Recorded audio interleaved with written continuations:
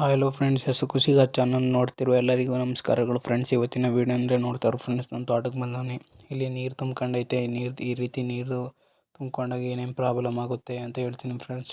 ನೋಡ್ತಾರೆ ಫ್ರೆಂಡ್ಸ್, ಈ ರೀತಿ ನೀರು ತುಂಬ್ಕೊಂಡಾಗ ನೋಡ್ತಾ ಇರ್ಬೋದು ಸಸಿಗಳೆಲ್ಲ ಯಾವ ರೀತಿ ಹಣ್ಣಾಗ್ತವೆ ಅಂತ. ನೀವು ನೆಟ್ಟಿರೋ ಸಸಿಗಳೆಲ್ಲ ಇದೇ ರೀತಿ ಆಗವೆ. ಮತ್ತು ಇನ್ನೊಂದು ಪ್ರಾಬ್ಲಮ್ಮು, ಅಡಿಕೆ ಗಿಡ ಹಳ್ಳೆಲ್ಲ ಉದುರೋಗುತ್ತೆ, ಫಲ ಚೆನ್ನಾಗಿ ಕಚ್ಚಿರೋ ಉದುರೋಗುತ್ತೆ ಅಂತ ಹೇಳ್ತೀನಿ ಫ್ರೆಂಡ್ಸ್, ಜಾಸ್ತಿ ಶೀತ. ಮತ್ತು ಮರಗಳು ಹೋಗೋ ಚಾನ್ಸಸ್ ಇರುತ್ತೆ ಅಂತಲೂ ಹೇಳ್ತೀನಿ.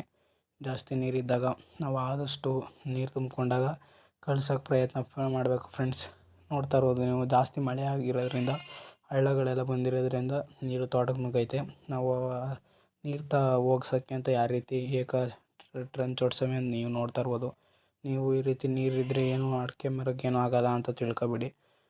ಅದಕ್ಕೂ ತೊಂದರೆ ಆಗುತ್ತೆ. ಅದರಿಂದ ನೀವು ಸಂಪೂರ್ಣವಾಗಿ ನೀರು ಕಳ್ಸೋಕ್ಕೆ ಪ್ರಯತ್ನ ಮಾಡಿ ಅಂತ ಹೇಳ್ತೀನಿ ಫ್ರೆಂಡ್ಸ್.